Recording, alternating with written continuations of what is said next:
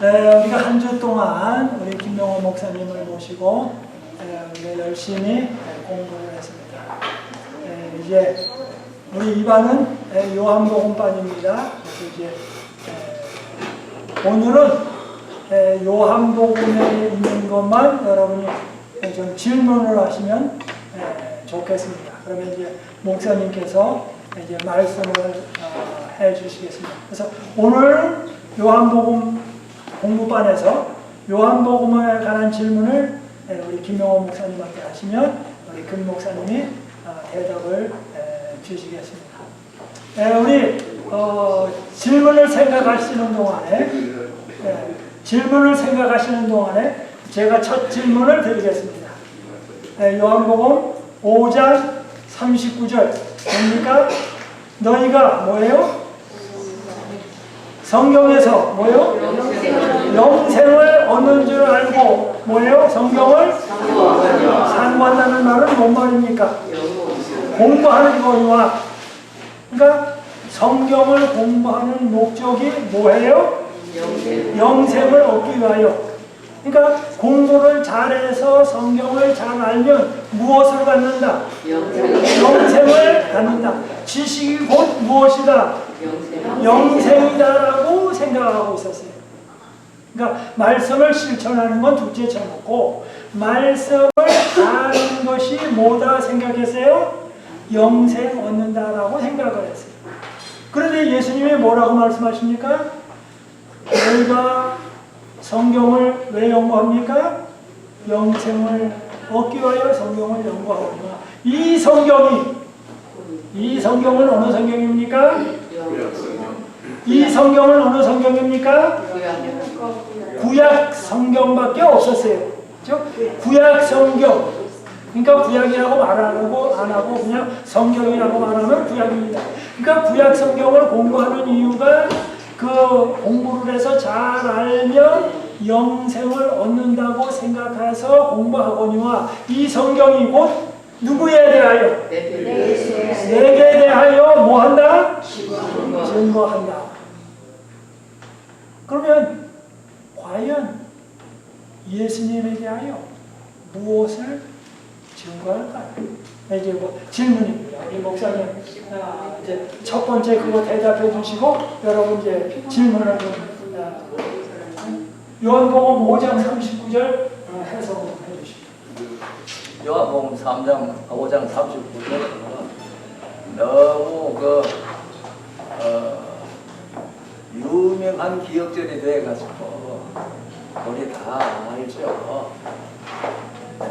너희가 성경에서 영생을 얻는 줄 생각하고 성경을 상고하거니와 이 성경이 곧 내게 대하여 증거하는 것이로다. 그렇게 예수님께서 말씀을 하셨는데 40절 기억하는 사람 39절은 지금 나왔는데 40절 기억하는 사람 아이 찾지 말고 그런데 우리가 39절만 가가지고 멈추면은요 답을 몰라요. 너희가 성경에서 영생을 얻는 줄 생각하고 성경을 상고하거니와 이 성경이 곧 예수님을 증거하는 것이라 내게 대하여 증거하는 것이로다. 그리고 40절이 그러나 너희가 영생을 얻기 위하여 내게 오기를 원치 아니하는도다. 그러니까 성경을 우리가 공부하면 누구한테 가야 되는데? 예수님께 가야 되는데, 그리고 우리가 성경을 열심히 연구해도 거기서 누구를 못 만나면 예수님을 만나서 내가 예수님께 가지 아니하면 무엇이 없어요? 네? 영생 없어요. 그러니까 우리는 성경을 연구할 때에 성경이 지식으로 쌓이는 거 그 좋은 일이에요. 네. 그러나 그 지식이 인격이 되어야 돼요. 그래서 성경을 무슨 말씀이라고 해요? 생명의 말씀이라고 하지 않습니까? 그러니까 성경 말씀이 자기의 생명이 되어야 되고 성경 말씀이 생명이 되면 그의 삶이 뭐가 되겠어요? 그의 말씀이 그의 삶이 생명으로, 말씀이 생명으로 생활로 드러나죠. 우리가 요한복음 1장 12절 잘 알죠. 영접하는 자고 그 이름을 믿는 자들에게는 하나님의 자녀가 되는 권세를 주셨으니, 그 다음에 13절은요. 이는 혈통으로나 육정으로나 사람의 뜻으로 나지 아니하고 오직 하나님께로서 난 자들이니라. 그 다음에 14절 뭐 있습니까? 말씀이 육신이 되어 우리 가운데 거하심에, 이것은 예수님께서 말씀 하나님으로 1절에 기록된 대로 말씀 하나님으로 계시는 분이 육신이 되어서 우리 가운데 오셨다는 뜻이지만은 그 우리에게 원용할 수 있습니다. 우리가 하나님께로서 났으니까 말씀이 우리를 통하여 이 시대에 무엇으로 드러나야 된다는 것도 암시하는 거예요. 육신으로 드러나야 된다는 것도 암시하는 겁니다. 그러니까 우리가 진정으로 하나님의 말씀을 연구하고 우리를 예수 그리스도께로 인도를 한다면 우리도 예수님의 말씀이 육신이 되어 생활하셨던 것처럼 오늘날도 기록된 성경 말씀은 오늘날 그리스도인을 통하여 육신이 되는 경험에 나아가도록 그 말씀은 그렇게 우리에게 원용할 수가 있습니다. 우리 요한복음 반 이 경험 다 할 수 있어서 참 좋겠습니다. 감사합니다. 예, 감사합니다. 네. 자, 이제 질문을 또 받겠습니다. 우리 그냥 원하시는 분 질문하시겠습니까? 아니면 테이블을 지정할 거예요? 자, 질문 혹시 있으시면. 예. 예. 또 질문. 예. 마태, 마가, 요한, 공과 복음이 있었는데 왜 요한복음을 꼭 기록해야 됐나? 그 이유가 뭔지 알고 싶습니다. 예. 마태, 마가, 누가, 요한복음 4개가 있는데 3개나 이미 있는데 왜 요한복음을 또 기록했을까? 예, 우리 꼭 김재기 장군 같은 질문을 하네.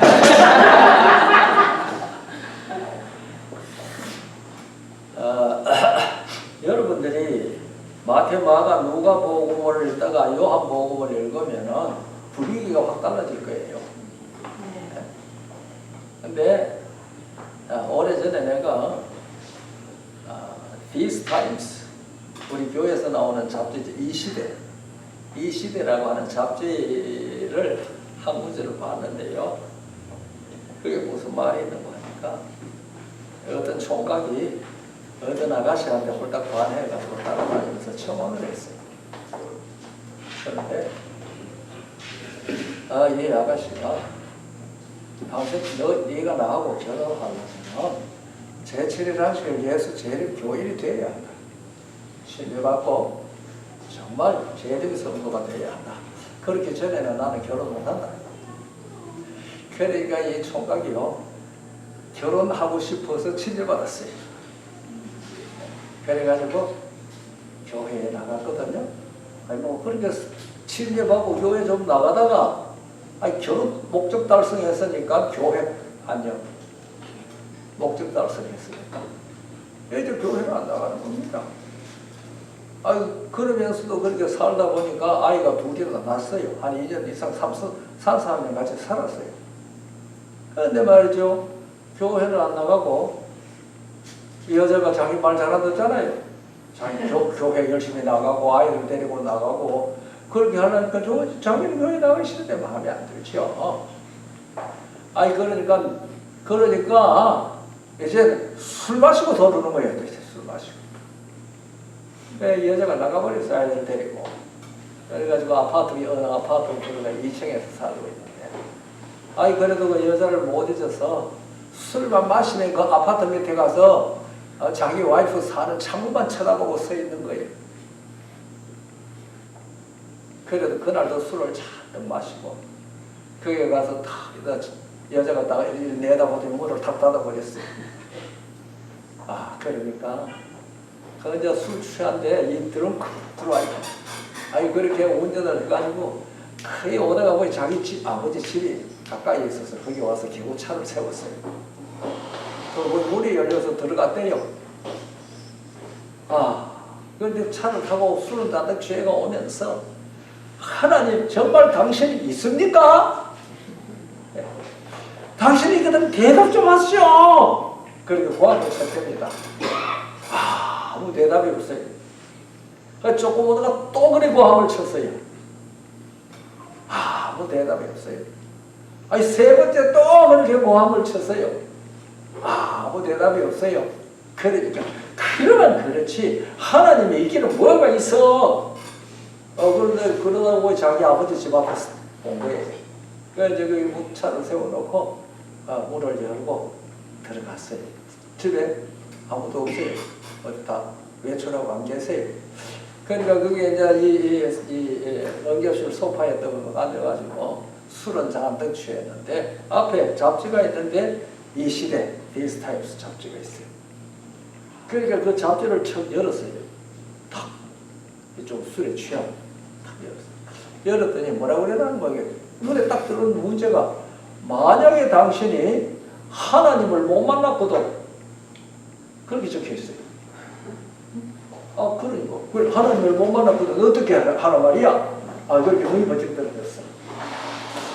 그러니까 요한복음을 30번만 읽어봐라. 그렇게 적혀있네. 요한복음을 30번만 읽어봐라. 그리고도 하나님을 못 만났으면 그래도 읽은 것이 그대에게 소원해는 안 보았을 것이다. 그렇게 적혀 있었어요. 그러니까 그래 요한 성경이 꽂혔어요. 그래서 거기서 빼가 와가 술을 취했는데 성경을 읽기 시작을 했대요. 그 책에 있는 얘기를 지금 제가 하는 거예요. 성경을 읽기 시작했는데 30번을 읽지 못해서 예수님을 만났어요. 그래가지고 정말 눈물을 흘리고 회개하고 예수님을 만났어요. 예수님을 만나니 누구도 만나게 됐을까요? 그 사랑하는 와이프와 자녀들 다 만나서 합해졌다고. 그래서 이 요한복음은 집중적으로 예수님의 교훈을 다른 데 없는 교훈을 그곳에 적었거든요. 마태, 마가, 누가복음은 공관복음이라고 그러잖아요. 이게 보는 시각이 달라요. 그건 예수님의 행적을 중심으로 그냥 얘기했고 요한복음은 예수님의 생명적 교훈을 중심으로 기록을 했습니다. 요한이 복음서 공관복음서 다 읽어보고 요한복음은 90년 이후에 기록됐다고 이제 학자들이 말하잖아요. 그러니까 공관복음에 없는 반드시 증거해야 할 기별 그렇게 해서 그곳에 예수님의 말씀 교훈 중심으로 요한복음을 기록을 했습니다. 요한복음이 없었으면 큰일 날 뻔했습니다. 그래서 우리 김 장로님도 요한복음 30분 이상 읽으세요. 그래서 요한복음을 보충복음이라고 합니다. 혹은 제4복음 그렇게도 말하죠. 요한복음 열심히 좀 읽어보세요. 감사합니다. 질문할게요. 이번에 그 목사님께서 이제 이 원소에 대해서도 좀 설명해 주시고 그랬는데 사실 저희가 이 생각을 하는 게 일반적으로 나를 괴롭힌다거나 또 가족끼리 어떤 또 사이가 안 좋아졌다거나 이러한 것을 일반적으로 원수로 많이 생각을 하는데 제가 생각해보니까 그런 건 원수가 아니고 저를 괴롭히는 그런 거로 인해서 괴로워한다든지 괴롭힘을 받는 건데 성경에 보면은 나를 괴롭히거나 괴롭게 하는 사람을 위해서 기도하라고 그랬고 또 원수는 사랑하라고 했는데 좀 그러면 이 원수가 도대체 우리가 일반적으로 이것도 우리가 확실히 알고 지나가야 되는데, 원수는 하나님의 원수는 우리의 원수도 되는데, 그게 참, 그래서 이 원수를 사랑한다는 걸 일반적으로 감상적으로 생각하면 더 쉬워요. 그런데 나를 괴롭히는 자를 위해서 기도한다는 건 사실 더 어려운데, 제가 이제 그러면서 이 일반 조상들이 얘기한 걸, 아이고 저 왼수, 아이고 저 원수라고 하는 거 보통 왼수라고 하는데, 왼수는 일반적으로 다가갈 수 있으며 기도하기가 쉬운 사람들, 참 조상들이 말을 잘 만들어냈어요. 근데 저 원수 하면은 이게 참 정말 사랑하기가 힘든 이러한 이르는데, 이 원수를 하나님이 싫어하면 이제 하나님의 적은 우리 원수인데, 근데 저는 저번에도 한번 우리 가정 부모도 얘기했지만, 옛날 최 목사님 계셨었죠. 돌아가신 최 목사님의 자녀들이 한번 나쁜 사람들한테 매장을 추석 때인가 가다가 다 잡혀가서 묻힌 적이 있어요. 땅에 그냥 산채부터. 그 신문에 크게 나와도 대한민국의 큰 사건이었었는데, 그러면 이런 최 목사님 같은 경우는 그분들을 어떻게 회개하고 참 사랑을 한다고 감옥에도 다니시고 기도하시고 이렇게 했는데, 이런 원수는 하나님께서 원수를 갚아줘야지. 이게 내 믿음으로 내가 사랑을 할 수, 거기까지 미칠 수가 없을 것 같은 생각이 들어요. 근데 그분들이 회개했는지 안 했는지 모르지만은, 정말 이 하나님께서 원수를 사랑하는 거는 참 영원히 살 수 있는 생명을 주는 이 참 사랑인데, 목사님의 말씀에 의하면 이게 안 받으린 원수는 하나님이 갚아요. 그런 원수까지 우리가 이렇게 참 사랑한다고 쫓아가야만 되는 건가? 원수를 사랑하라고 했으니까. 한번 좀 설명을 해주셨으면 시원하겠습니다. 근데 오늘 장로님 첫 번에 뭐라 하냐면, 질문은 어디서 나와야 된다? 질문은 요한복음에서 나와야 된다. 그러니까 거기서, 그러면 제가 못 들었기 때문에. 예. 그러니까 질문이 요한복음에서 나와야 된다 그랬어요. 그리고 요한복음에서 나오면 대답이 어디서 나와야 돼요? 또 요한복음에서 나와요. 그러면 과연 이런 질문에 대하여 요한복음에는 이 원수 사랑에 대한 것이 있는가라고 하는 거예요. 첫째. 근데 왜냐하면 보통 사람들이 생각할 때는 마태복음 5장 43절부터 48절에는 원수를 사랑하고 원수를 위해서 기도하라, 그리고 하나님 아버지의 온전하신 것 같이 너희도 온전하라, 그런 말씀이 있어요. 그래서 무조건 이거 찾으면 어디로 들어가요? 마태복음 5장으로 해답을 찾아요. 그런데 오늘 이 시간에는 여러분이 잠깐 생각을 멈춰서 요한복음 1장부터 머릿속에다 쫙 21장까지 쫙 생각하시면서 정말 이 요한복음의 원수를 깊이 사랑하라는 것에 대한 어떤 해결책을 주었거나, 아니면 예수님이 어떤 모본을 보이신 게 있는지 여러분의 생각 속에는 별로 없는데 라고 생각할 수가 있어요. 그러나 사실은 요한복음에 엄청 많아요. 그러면 이제 무척 많은데 그걸 다 알 수는 없고, 한두 가지 몇 가지 우리 목사님께서 요한복음에서 어떻게 원수 사랑에 관한 것을 이야기하셨는지 대답을 주시겠습니다. 이제 목사님이 대답하시죠. 예, 감사합니다. 예. 무공서가 된다고 해요.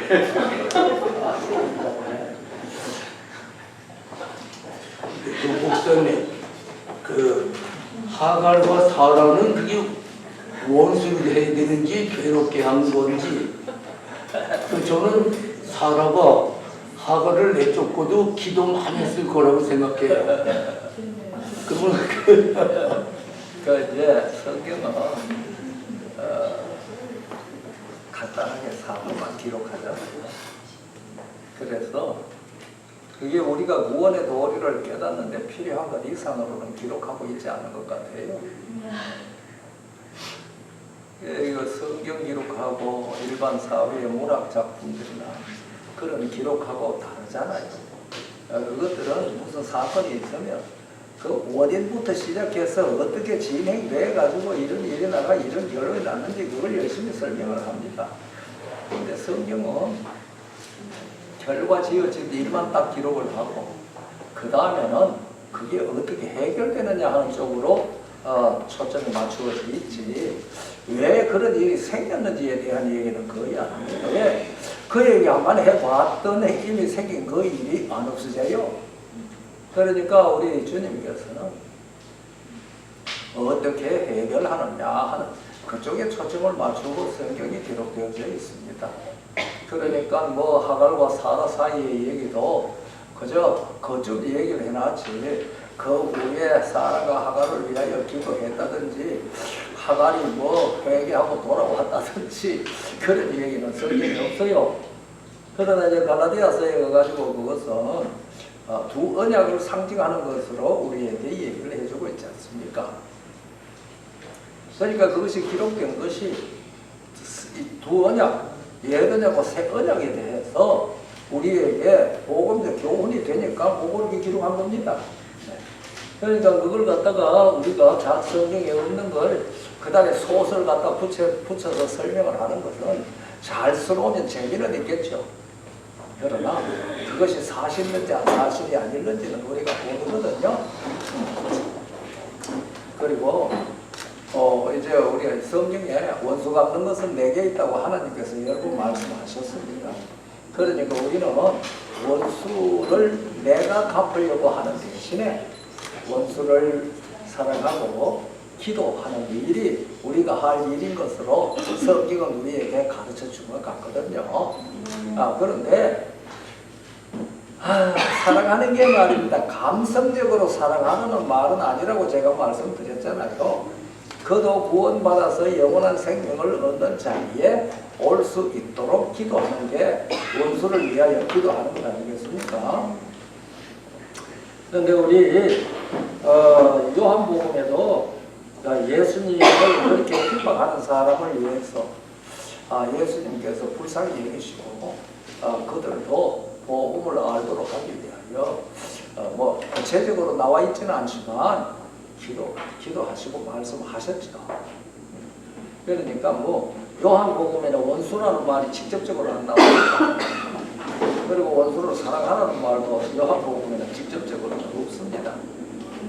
그러나 요한복음은 계속해서 하는 얘기가 뭐고 하면은 생명을 얻게 하라는 것이 요한복음이 계속해서 하는 얘기잖아요. 사람들로 하여금 생명을 얻게 하라. 그래서 제가 요전에 말씀 전하면서 그 얘기를 했잖아요. 스데반과 바울이 부활의 아침에 두 사람이 딱 만났을 때 어떨까? 참 하나님께서 원수 잘 갚아주셨죠? 스데반의 원수를 하나님께서 얼마나 멋지게 갚아주셨습니까? 그렇죠?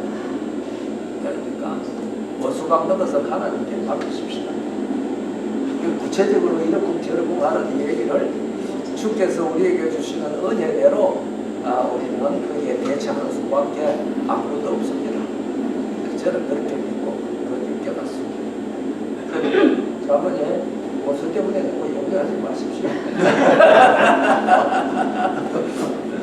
네, 감사합니다. 자, 우리 또, 예, 좀 어디, 어느 자세가 있을까요? 한 번 더. 예, 질문 있으면 또 질문해 주십시오.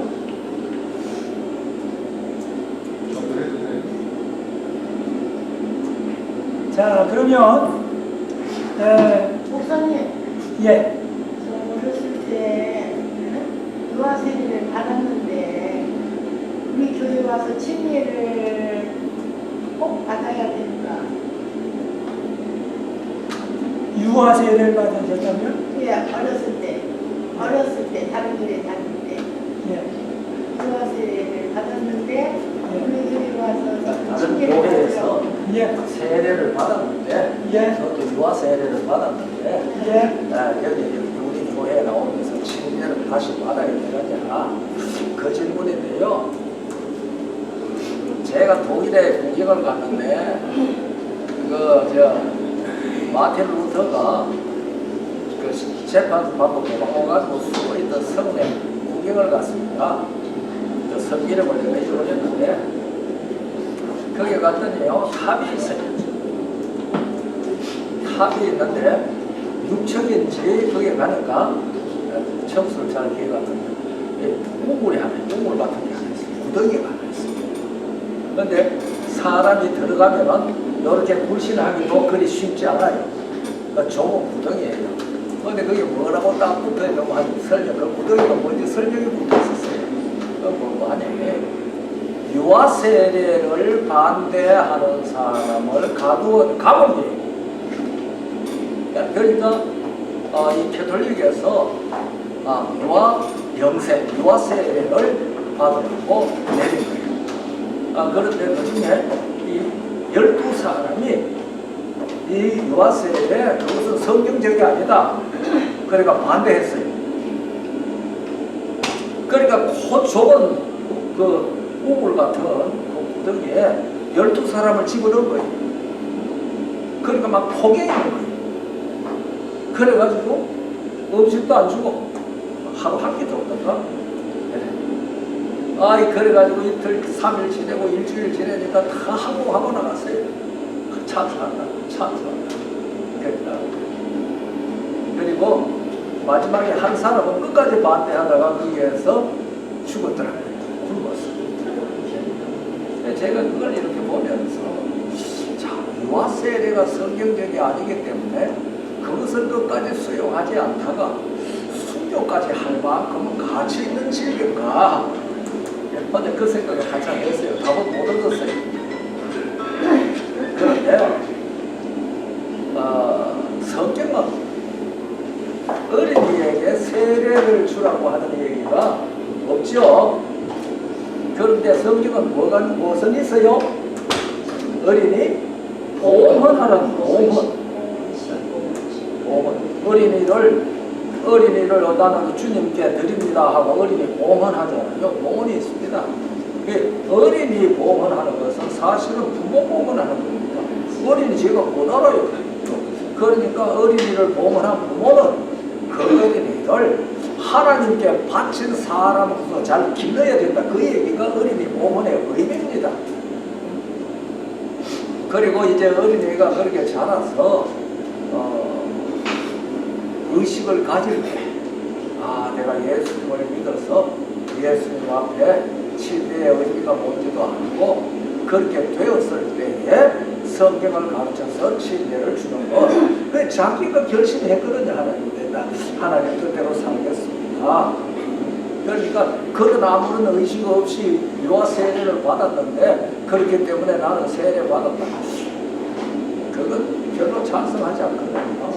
그래서 우리는 침례를 다른 교회에서 유아가 아니고 장성해서 세례를 받았더라도 우리는 침례를 받도록 권장을 하는 게 제 사상입니다. 제가 한날은요 세례와 침례에 대해서 깊이 생각을 했어요. 저도 세례받은 사람이거든요. 저 세례받은 사람인데 세례받을 때 이 세례반에다가 물을 잡는 얼마나 그 반들반들하게 깨끗하게 잘 닦았는데 물 닦으면 이게 빈대접이 같아요. 빈대접이 물이 들었는지 안 들었는지 알 수 없을 정도로 그래요. 그걸 가지고 장모님이 따라갑니다. 그러면 이제 이 목사님이 그 세례받을 사람 앞에 가가지고 이게 물을 떠서 머리에 이렇게 놓으면서 성부와 성자와 성령의 이름으로 세례를 베푸노라 합니다. 유아세례 받았으니 그것도 모르죠. 본인은 유아세례 받은 사람은 그거 모르죠. 그렇게 이제 합니다.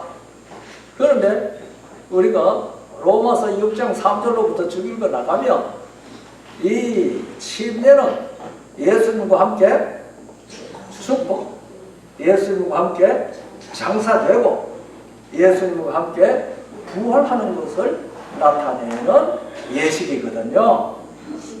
그런데 죽었다는 표가 뭡니까? 그 사람이 죽었다는 표가 뭡니까? 사람이 죽었다는 표. 숨이 없어요. 호흡이 끝나는 겁니다. 호흡.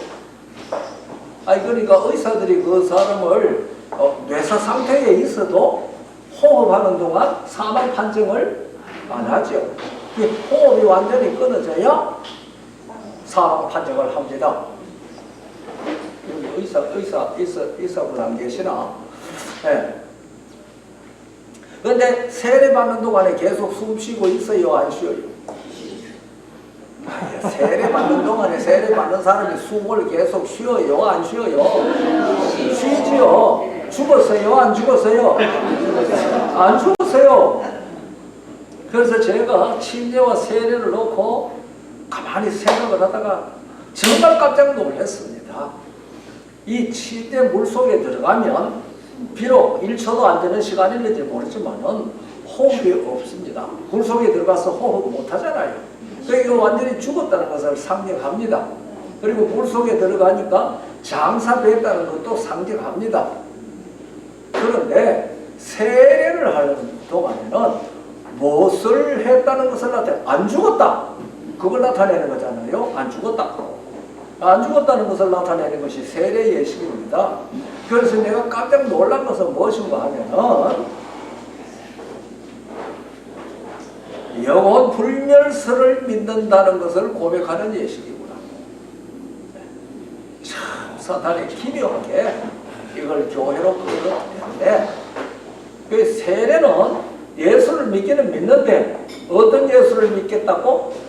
영혼이 죽지 아니하고 불멸하게 하는 그 예수를 믿겠다는 결심이 될 수밖에 없는데 제가 그렇게 깨달았어요. 그렇기 때문에 장성해서 세례를 받았더라도 진리를 깨달은 다음에는 반드시 침례를 받으라고 저는 그렇게 권합니다.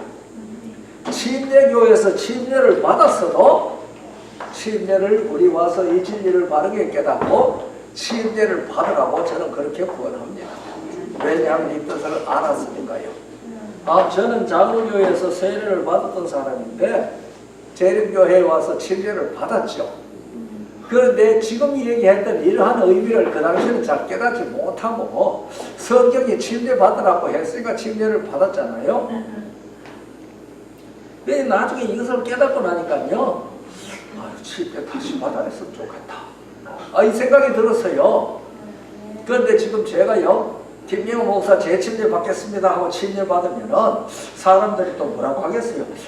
김 목사 말이지, 거룩한 척하고 성경 열심히 가르쳐주니 속으로 또 무슨 공문이 죄를 지어가지고 저렇게 또 재침례 받는다고 하나? 그렇게 할 것 아닙니까? 그래서 그게 별로 덕은 되지 사람들에게 덕이 되지 못하겠다. 그러니까 내가 마음으로 재침례를 받는 그런 심정으로 살아야지. 그렇게 생각을 했어요. 침례의 의미가 그겁니다. 그러니까 세례는 그 성경이 가르치는 의미가 전혀 없죠. 그러니까 침례 꼭 받도록 하시고.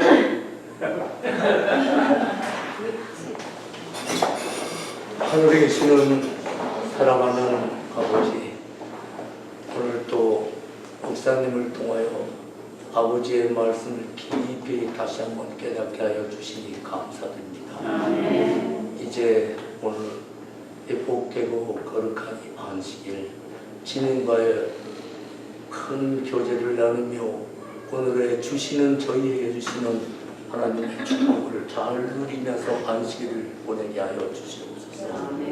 이제 저희가 오후에 또 집회가 다시 있겠사오니 많은 영혼들이 모여서 주님의 말씀을 또 귀 기울여 듣고 주님 한 주일을 살 때도 저희가 온 마음을 다하여 주님께 복종하는 삶을 살게 하여 주시옵기를 예수 그리스도의 이름으로 간절히 기도드리옵나이다.